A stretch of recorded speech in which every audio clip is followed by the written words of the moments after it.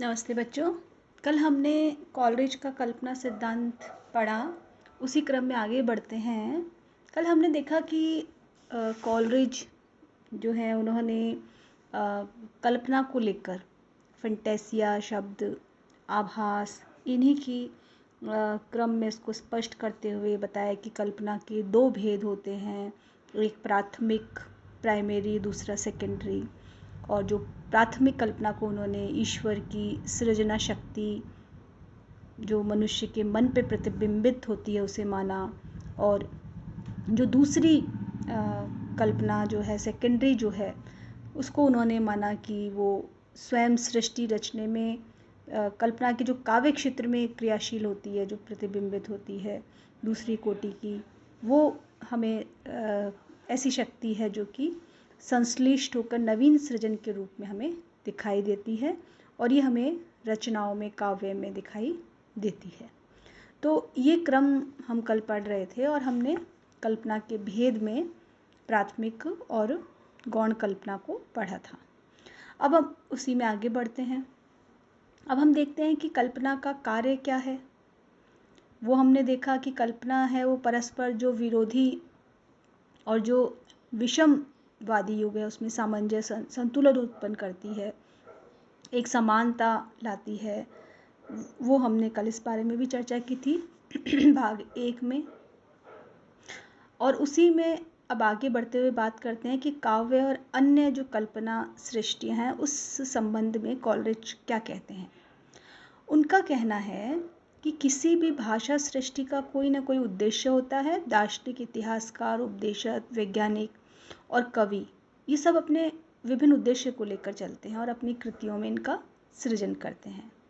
तो ये जो उद्देश्य हैं वो दो प्रकार के माने हैं, तात्कालिक उद्देश्य और दूसरा है अंतिम उद्देश्य या लक्ष्य। जो दूसरे प्रकार की सृष्टियों का तत्कालिक लक्ष्य है वो बोध कराना होता है, और इसके विपरीत काव्य का तत्कालिक लक्ष्य जो है वो आनंद प्रदान करना भी होता है। जैसा कि हम जानते हैं कि काव्य का अंतिम लक्ष्य नैतिक या नैतिक सत्य का बोध करा देना होना चाहिए, और कवि में या जैसे अन्य जो कलाकार हैं उन सब सृष्टाओं में जो भिन्नता है, जो संगठना कौशल के कारण होती है, और इस प्रकार जिस भाषा कृति का लक्ष्य तत्काल आनंद देना है और जिसमें संगठना कौशल का अतिरिक्त गुण है, वही काव्य अपने आप में उत्थान की ओर रहता है। अब वो कहते हैं कि कल्पना सिद्धांत की उपलब्धियां क्या मानी हैं उन्होंने।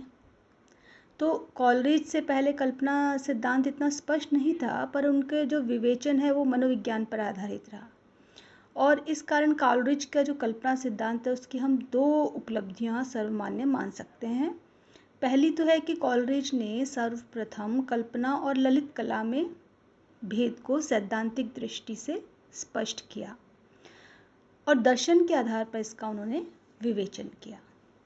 दूसरी उपलब्धि हम देखें तो कॉलरिज ने कवि कल्पना के कार्य का विवेचन किया और उसके अनुसार कल्पना रचना में अंतरंगता स्थापित करी, और कवि में ईश्वरीय शक्ति के रूप में जो विद्यमान रहती है उसको उन्होंने संस्थापित किया। अब हम देखें कल्पना सिद्धांत की समीक्षा अगर अपन करते हैं तो कॉलरिज ने बायोग्राफिया लिटरेरिया जो इनकी कृति है उसमें जो समीक्षा सिद्धांतों का विस्तार से उन्होंने विवेचन किया है। उन्होंने काव्य का स्वरूप, काव्य के जो गुण हैं श्रेष्ठ, वो छंद, कवि के गुण, कवि की प्रतिभा की कसौटियाँ आदि पर उन्होंने अपने मत स्थापित किए हैं। अब हम देखें कि काव्य की काव्य किसे मानते हैं।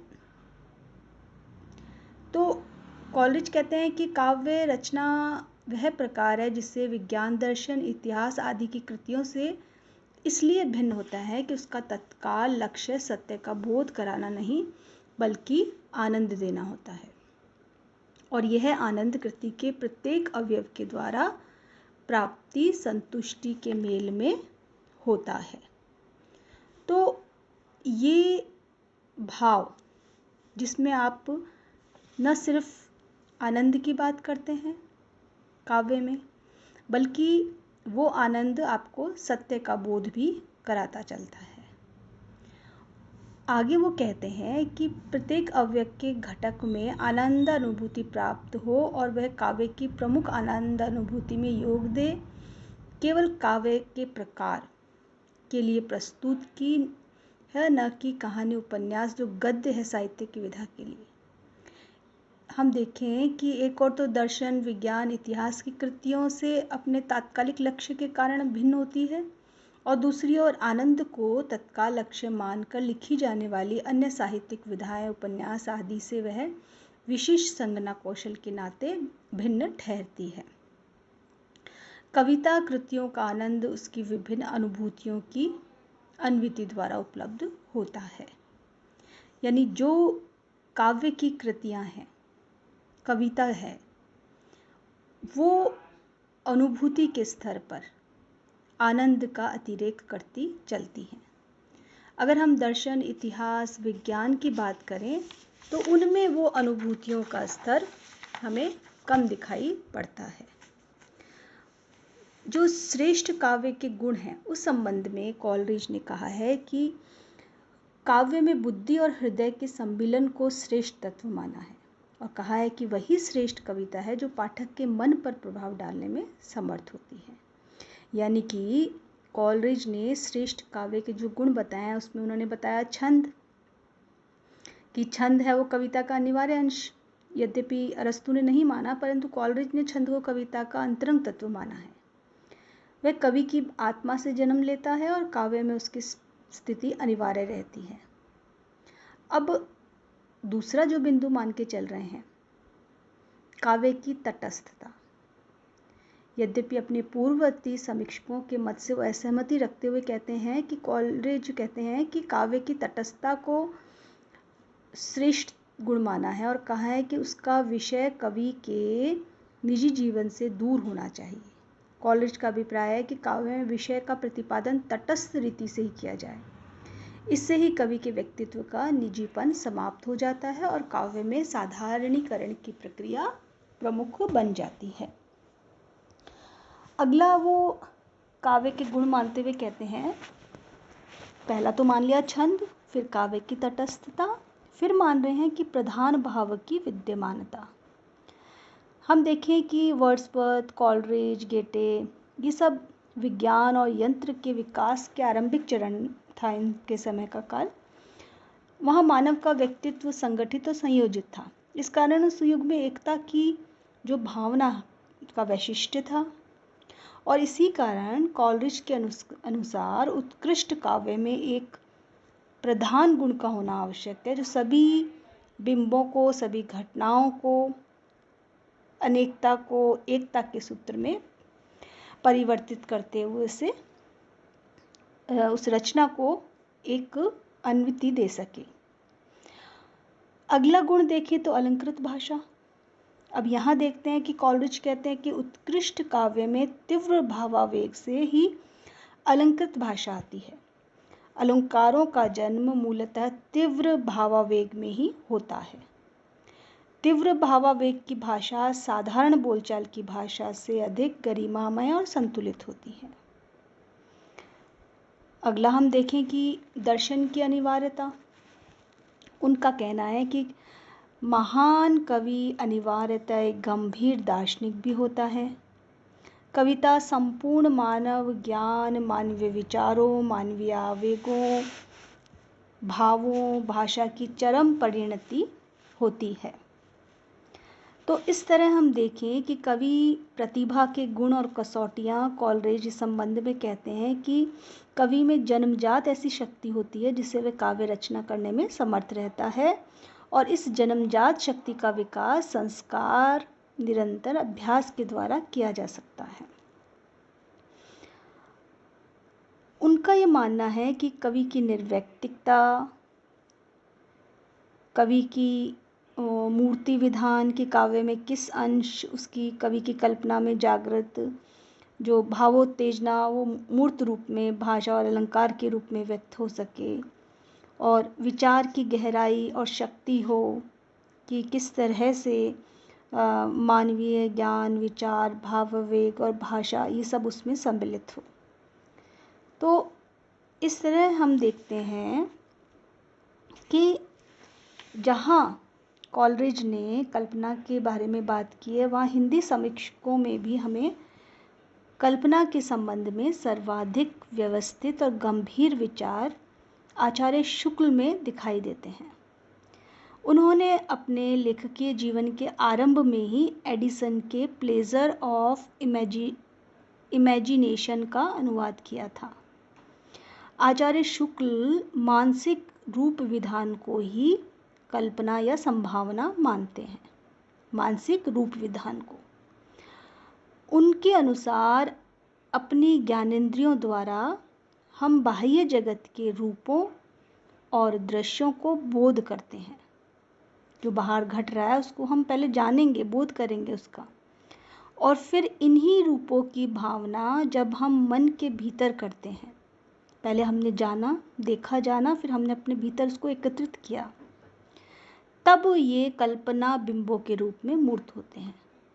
जब मन के भीतर आ गया, फिर अभिव्यक्ति कैसे हुई? कल्पना बिंबों के माध्यम से। तो ये इस प्रक्रिया को आचार्य शुक्ल ने मानसिक रूप विधान कहा है। और इस प्रकार हम ये देखें, निष्कर्ष रूप में बात करते हैं तो अनुभूति के साथ साथ कवि में चिंतन शक्ति, उसकी सहज प्रतिभा की द्योतक है। उसमें विचारों का ग्रहण करने की गंभीरता अनिवार्य रूप से होनी चाहिए। तो ये जो भाव है वो हमें कल्पना को एक अपने कॉलरिज ने जो मौलिक धरातल पर रखने का प्रयास किया है, वो अपने आप में दार्शनिक चिंतन का प्रभाव लिए हुए हैं। और इसीलिए यद्यपि कहा जाता है कि दो कोटियों में दो कल्पना को बांधने की आवश्यकता नहीं रहती है, लेकिन ये रहस्यवादी चिंतन का परिणाम है। ये जो कल्पना शक्ति है वो रहस्यवादी चिंतन का परिणाम दिखाई देती है, जो प्रथम कल्पना शक्ति है। और क्योंकि उसमें ये कहा जाता है कि रहस्यवादियों के अनुसार कि असीम सत्ता ससीम सत्ता में प्रतिबिंबित होती है। और जो दूसरी बात करते हैं वो कवि के संदर्भ में लेकर करते हैं कि ये एक काव्य में अभिव्यक्ति है। वो कवि के क्रियाशील के काव्य क्षेत्र में जो कल्पना है वो क्रियाशील होती है इस दूसरी कल्पना के माध्यम से। तो दो इसमें इन्होंने ये बांटे हैं, वो इस रूप में बांटे हैं। अब हम देखें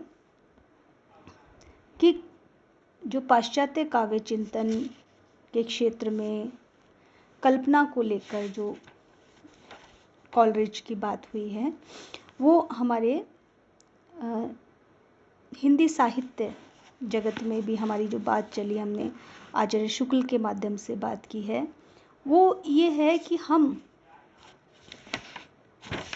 भावों, मनोविकारों, ये बाह्य जगत की तरंगे हैं और इन्हें ही हमने क्या नाम दिया है? भावना, उपासना, ध्यान, और यही कल्पना की समस्तरियां हम इसे मानते हैं।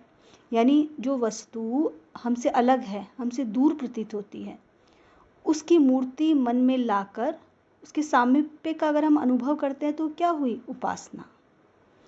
और साहित्य वाले इस उपासना को क्या कहेंगे? भावना। और इसी भावना को जो आज के वर्तमान संदर्भ में हम देखें तो उसे हम कहेंगे कल्पना। तो मूल बात तो ये हुई कि शुक्ल जी ने जो मन की रूप विधायिनी शक्ति को ही कल्पना माना है। और रस के संदर्भ में अगर हम इसे देखें तो विभाव का जो स्वरूप हम देखते हैं वो कल्पना के रूप में ही हमें दिखाई देता है। और अलंकार के संदर्भ में देखें, जहाँ रस के संदर्भ में देखा वहाँ तो विभाव के रूप में दिखाई दिया, और अलंकार के संदर्भ में अगर हम देखें तो अप्रस्तुत विधान के रूप में हमें कल्पना दिखाई देगी। अप्रस्तुत विधान जो अलंकृत हम कर रहे हैं वो अप्रस्तुत विधान है, वो कल्पना ही है। और इसीलिए काव्य में कल्पना का जो महत्व है वो निर्विवाद है। शुक्ल जी ने कवि या रचनाकार में विधायिका कल्पना और पाठक या श्रोता में ग्राहिका कल्पना की स्थिति स्वीकार की है। अब देखिए शुक्ल जी ने भी दो रूप में कल्पना को देखा है। एक विधायिका कल्पना रचनाकार में हुई और जो पाठक में पहुंची वो ग्राहिका, पाठक ने ग्रहण किया इसलिए ग्राहिका हो गई। तो कवि जो है वो विधायिका कल्पना द्वारा अपनी अनुभूति को संप्रेषित करता है, पाठक तक पहुंचाता है, और पाठक है वो ग्राहिका कल्पना, ग्रहण शक्ति जिसकी ज़्यादा होगी वो उतने रूप में ग्रहण करेगा, अनुभूति करेगा। तो इस तरह कवि अनुभूति के अनुकूल विभावों को मूर्त करता है। तो हिंदी समीक्षा के क्षेत्र में जो कल्पना के संबंध में विस्तृत विचार हैं, यद्यपि हमें वो आचार्य शुक्ल में दिखाई देते हैं, उनके काव्य में कल्पना के जो महत्व है उसको प्रतिपादित किया गया है और भारतीय रस और अलंकार से उसका अटूट संबंध जोड़ा गया है।